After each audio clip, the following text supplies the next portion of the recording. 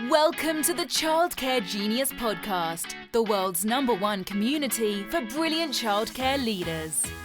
Each episode will feature interviews with the brightest minds in the childcare industry to guide you into becoming a smarter business leader. Our hosts have opened 10 schools while raising 5 children. They are certified business coaches, best-selling authors, and have personally helped thousands of childcare owners around the world achieve incredible growth. Let's welcome to the Childcare Genius Podcast, Brian and Carol Dupre.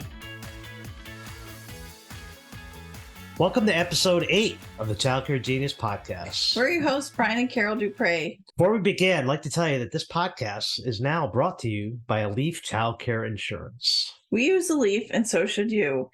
Give Blake a call at 972-866-4065 and ask for a free quote. And be sure to tell him Brian and Carol sent you. We love Elif Insurance. We've had them for many, many years and have saved us a whole lot of money on insurance and has given us great protection. So we're proud to have them as a sponsor of our program. And today we're interviewing one of our favorite people on the podcast. I'm so excited for you to meet this lady. Summer Picha was one of the first people I met when I joined my first coaching program. And we just fell in love with her personality. And we've been friends ever since. We got to spend some quality time with Summer at a conference in Florida recently and had a great time getting to know her even better. Yep, let's get Summer on the line. Hi, Summer. Welcome to the Childcare Genius Podcast. How are you doing today?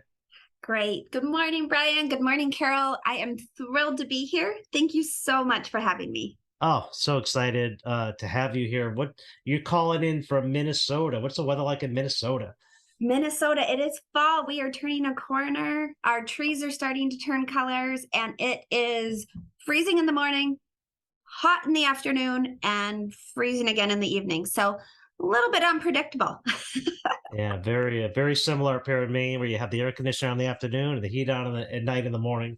And but anyway, enjoy it while we can, because it's gonna be snow on the ground before we know it, right? Exactly. Yeah, Exactly. I would tell you, fall is my favorite time of the year, especially coming from an education background. I feel like fall is my New Year's Eve. It's fresh, clean slate in September. Well, we were together last month and the month before. I think July we were together down in Florida at a conference, and it was great getting to know you a little better and having some fun hanging out. Yes, it was so, I just love, I like that we are able to do things online and Zoom and all of that stuff, but there's nothing like seeing people in person and getting to connect that way. Awesome. Definitely. So let's get into the meat and potatoes of the podcast here. Okay. So, Summer, can you tell our listeners how you got into the childcare business? Yes, this is actually a really, really funny story. So I moved to Minneapolis, followed a boy. That's how it goes, right? And had no real game plan. So I started working selling baby clothes at this like bougie baby clothes store where I was selling baby socks for like $13 a pair and sweaters for $50 for a baby. And then at night, I was going to night school to be a social worker, where I was learning how to feed a family of 4 for $40 a month. And it was really a conflicting time in my life, and I had to make a change. So I opened the phone book. Yes, that's a thing. That's how long ago this was. I opened the phone book, and an ad for a Montessori school just was on the page that it opened to. And I thought, I don't really know what Montessori is. I don't know anything. But I do know I'm happiest when I'm surrounded by kids. So I called the number in the phone book and interviewed the next day. Never went back to the baby clothes store. I started working as a dishwasher at the Montessori school. So I have held every company or every position in a childcare company. And that first Montessori school, I was so in love with what happened. I was visiting with the director, and the director said, it's fun to see your passion, and really in this industry, how you're going to make real money and make a career out of this is to own a school. And so at the age of, I want to say 17 or 18, I had that goal. I was going to own schools. As I continued to work and grow in that company, I changed my major, went back to school, got my Montessori certification. And eventually I did open up a school. We went, my business partner, Katie, and I went to a conference as teachers in Chicago. And the conference was on all day, year round Montessori. So we were like, well, do we want to go to the conference? No. Do we want work to pay for a trip? Yes. So we went to the conference, and I mean, you're looking at two people who like didn't care, like black yoga pants, big sunglasses, coffee. We come strolling in, sit in the very back. The presenter started talking, and suddenly we just pages and pages and pages of notes. And that's when we knew we were onto something here. We were so inspired. We took the founder of the conference, we took him and his wife out to dinner that night and asked all the wildly inappropriate questions that you can really only get away with in your 20s. Really? Yeah. Tell me your budget. Tell me the ins and outs. Tell me everything, right? And we put this proposal together, took it back to our boss. Our boss said, hey, this is great. I'm glad you're inspired. We're not headed in that direction. And we signed a lease on a building the next week. We said, you know what, we're so inspired, we're going to open a school. So we signed a lease on a building the very next week. And that was the entrance into owning a childcare center. So as we grew from one teeny tiny school of 30 students. And by the time we sold in February of 2020, we were at 3 locations, 450 students, 700 parents, and 92 staff. Wow. February 2020, boy, you couldn't have asked for better timing. No, 2 weeks later, everything shut down. Yeah. Wow. That's awesome. Well, good for you. And I know you're in your own business now, you're consulting. And so childcare leadership is something that you've chosen to specialize in. And it's one area that I've noticed a lot of center owners are struggling with. Can you give us some examples of how leadership can be improved in a childcare center? Yes. Oh, I'm so glad you brought that up. So I think what happens is we all have stories like the ones I just told, right? We all fell into this industry for one reason or another. You know, maybe we sought it out and we were like, yeah, this is what I want to do with my life. Or maybe, you know, you open up the phone book and there's an ad and you start working, right? I feel like that's what happens with leadership, specifically in childcare, right? So people get promoted out of their skill set into this new role.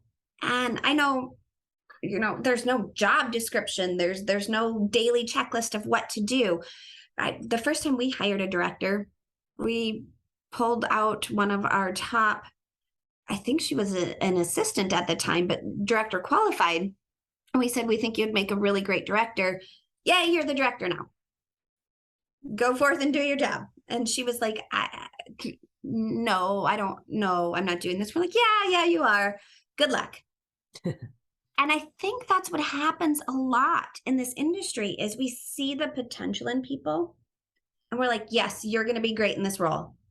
I don't exactly know what the role is, but you're going to be great. And so what I always like to tell people, especially owners, right? Like take everything that's up here, everything that you have rolling around in your brain and write it down so you can start to create a program, a training program, or at least a checklist.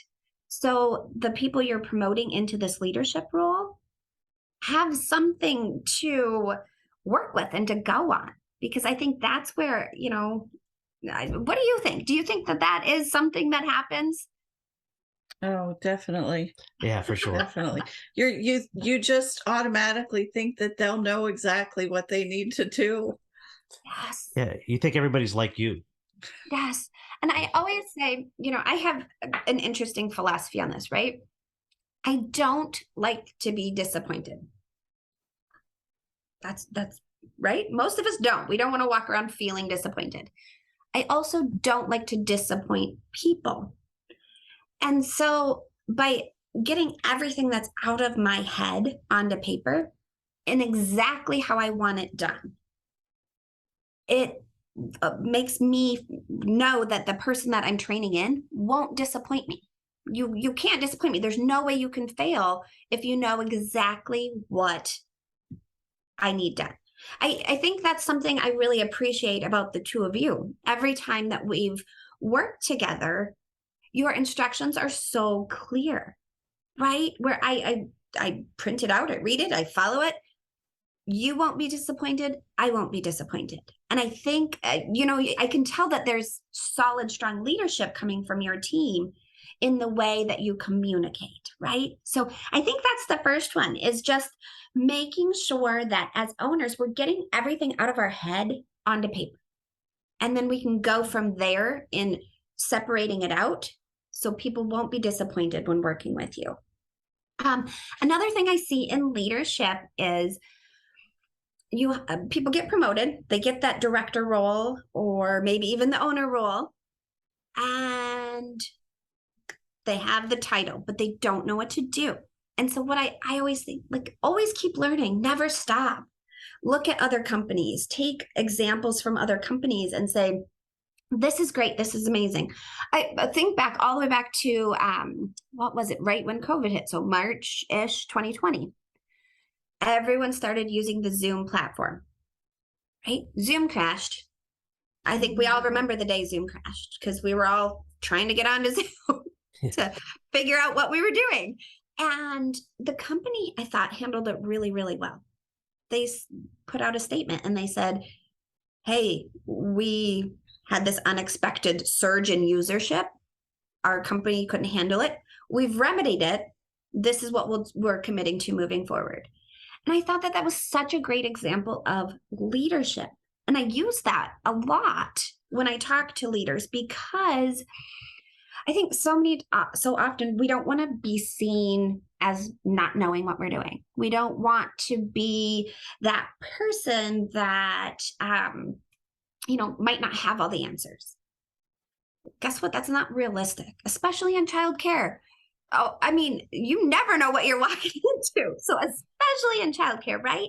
And so I use that Zoom example as how, as leaders, we can look into other industries and say, okay, how did they handle that situation? How does this translate into our childcare world? Let's look at the pattern here.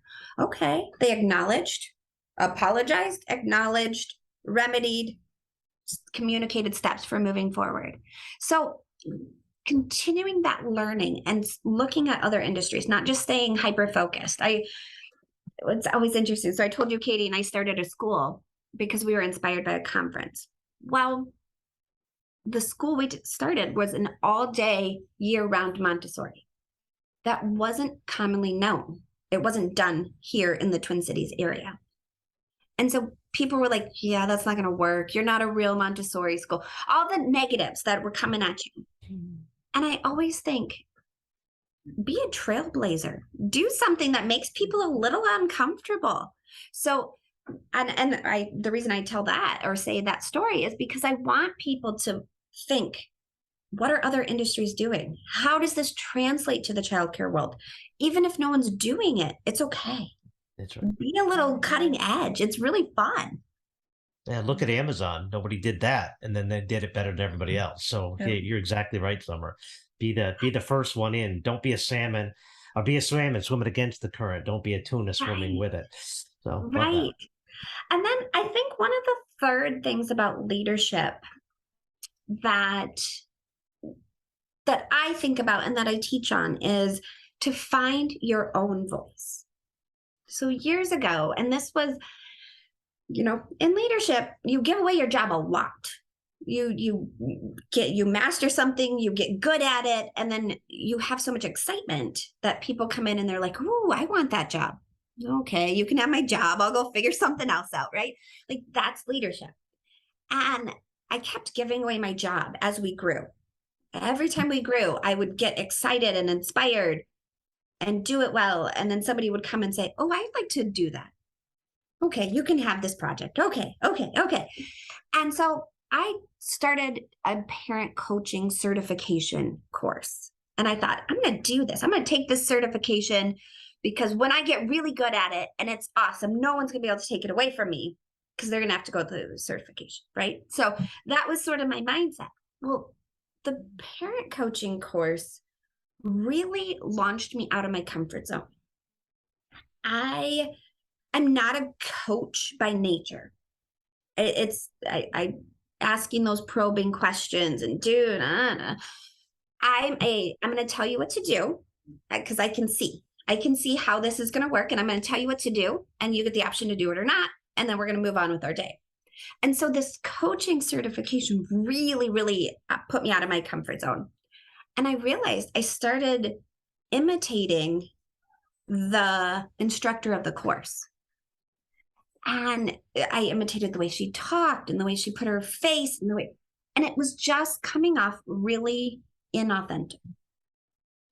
I was copying her. And so during my exams, we were kind of having this dialogue, this conversation about how it's not coming from my heart. It's a role I'm playing. And she said, you know what? There's only one of me. I'm the one and only. You get to be you. So you do this however you want to. And I was like, whoa, like I don't have to tip my head this way and hold my hands here to coach. Like I really can say, hey, I'm identifying this problem. Here's what you need to do. And I think that that's another thing that happens in the childcare world, right? We promote people out of their skill sets. We don't have a clear role or path for them. And so people start to imitate those around them instead of recognizing that, hey, you got where you were because people liked you. And so you have your own voice. You get to,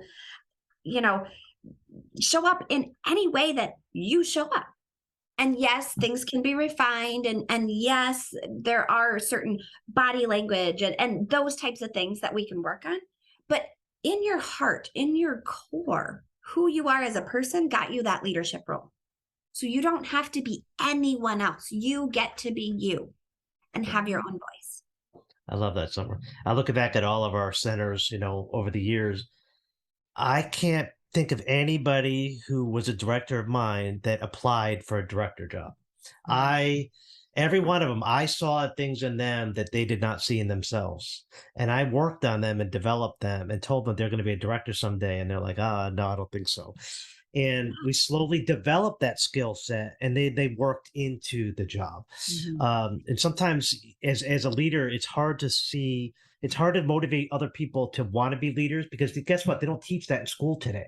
They don't teach you how to be a leader. There's no leader unless you're in the military, which Carol and I both were. We were taught leadership then. We weren't taught it in high school. So these teachers today, it's hard for them to think that I'm going to be a director. You have to build that in them. And that's why I love your approach. And create that culture in your program. Like I said, when I would inspire people, okay, I drink the Kool-Aid. I drink the Kool-Aid on a lot of things. Anyone who knows me knows that I get really excited. And when I'm excited, I want to share my excitement with everyone, which is why people were like, oh, that's project. I want to take on that project. All right, that project's now yours. And I had to recognize in my own leadership skills, when somebody wanted in on a project, turn it over to them and step back. Because that was all part of me learning how to be a leader too. Because, I could have clung to something. I could have been like, no, I want to buy snacks for the staff room. Well, no, yes, I'm excited about it, but no, it doesn't have to be me. I can give that job to somebody and empower them to want to take on more of these leadership type tasks. That's true, for sure. Yeah. So can you tell us about the Leadership Edge quiz that you have developed and why someone should take the quiz?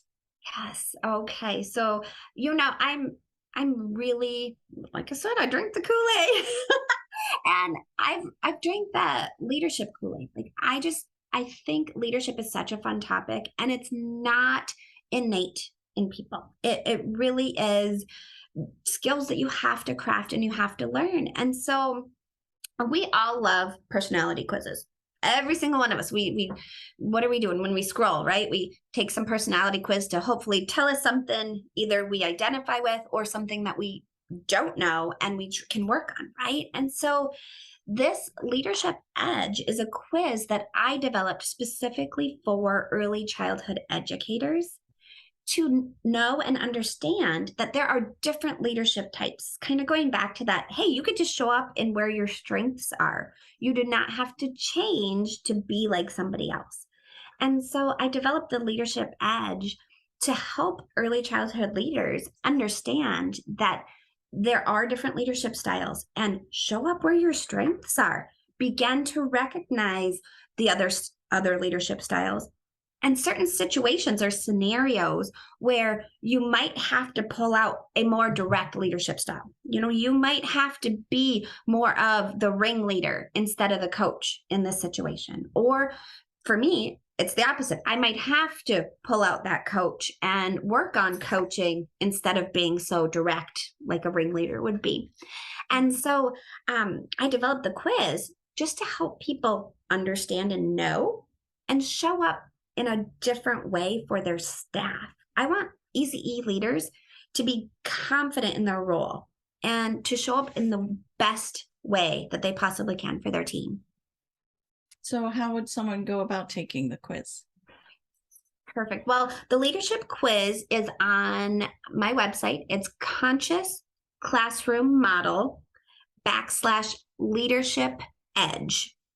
And I know that's a mouthful. I know that's a mouthful. Conscious Classroom Model /Leadership Edge. We will post that in the show notes. Somebody can just excellent. click on it. Thank Perfect. you for that. And what's your contact information if somebody wants to get a hold of you? So perfect. If people are resonating with what I'm saying, if they have questions, if they just want to continue the conversation going, or to learn more about the Conscious Classroom, my email is summer@cccmodel.com. GCC model. Beautiful. Put that in the show notes as well. Excellent. Mm-hmm. Excellent. And every week we ask a mindset question. So today's mindset question for you is, where's your happy place? My happy place. Ooh, well, I will tell you, my happy place really is caring for others. I love hosting people and I love making people, make me cry. I love making others feel really, really special. So whether it is, hosting a barbecue for a family or inviting friends over for a dinner, I love to make the space beautiful. I love to think about each individual person and figure out what is it that they like how could I make that special glow happen for them? So thinking about people and creating beautiful spaces and things for people really, really makes me happy. It's funny because I'm actually having my family over this weekend for a barbecue. My mother-in-law said, oh, can I my cousin lives in Minneapolis. Can I plan a party at your house? And I said, oh yeah, let's do it. And so this party now has turned into 50 some people. I mean, it's big, but here's my secret happy place. I'll share with you because by the time this airs, it'll be done. I'm flying my sister-in-law in from Michigan, but we're not telling anyone. So it's going to be a huge, massive surprise at the party. And so you can just see I'm glowing. I'm so happy. Just knowing that we can create happiness for other people. I love that, Summer. You're awesome. So each week, each time we do a podcast, we like to read a listener question.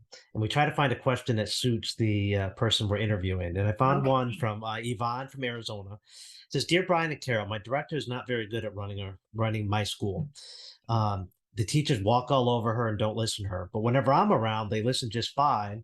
And then when I'm not around, they do not. What can I do? Okay. So this is actually pretty common. This happens a lot. And what I would say to Yvonne is most respectfully, I would say, Yvonne, as an owner, sometimes we can be the bottleneck. And so our role shifts as we hire a leadership team underneath of us. Our role shifts. We're no longer the boss lady of the staff, if you will. Our role shifts into now we need to pour into the next team under us, right? So our directors and our administrative staff immediately under us, that's where we need to start pouring our knowledge and our love and our, I can't think of quite what the word is. I'll think of it here in a minute. Yeah. But so we need to stop training, hands-on training with the staff, and we need to start hands-on training with the directors, right? So like I said earlier, we don't want to be disappointed. We have everything up here as owners. Everything is up here. And we need to get it on paper and then take time with our immediate direct reports, which are now our directors and our administration team. Okay, so we need to coach them and guide them. And in the beginning, and this is really, really hard to do, going from a hands-on owner to having that next level, we need to be a little bit less present to allow our next team, our leadership team, to be able to handle those situations. We need to have weekly meetings with the leadership team to say, hey, what worked, what didn't? Do you have any questions? Do you see any problems arising? How are you going to handle those? Do you want to talk about it? Let's talk. Here's how I would handle it. Does that feel like it connects with you? Okay, you go handle it and then come back and tell me how that went. And that's really hard. Oh my gosh, as an owner, to like take your hands and sit on them and be like, oh, but I could just do it and I could get it done faster and I can do it better. And if we want to be able to pour our strengths into the other things that make us happy and grow our companies and develop leaders, we have to put our energy in the right space. And that is to train and guide and coach and mentor the staff under you, your direct reports. What do you guys think about that? Oh my God. Absolutely love that.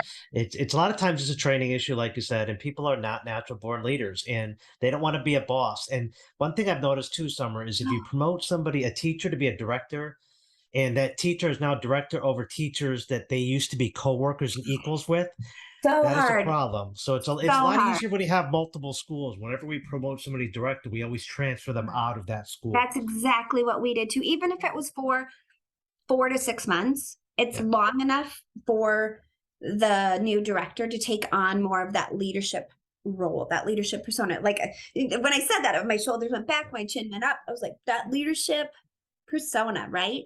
Yeah. I also used this book a lot when I came across, when we promoted somebody and they were really uncomfortable with the idea of leadership. I used a book called It's Okay to Be the Boss.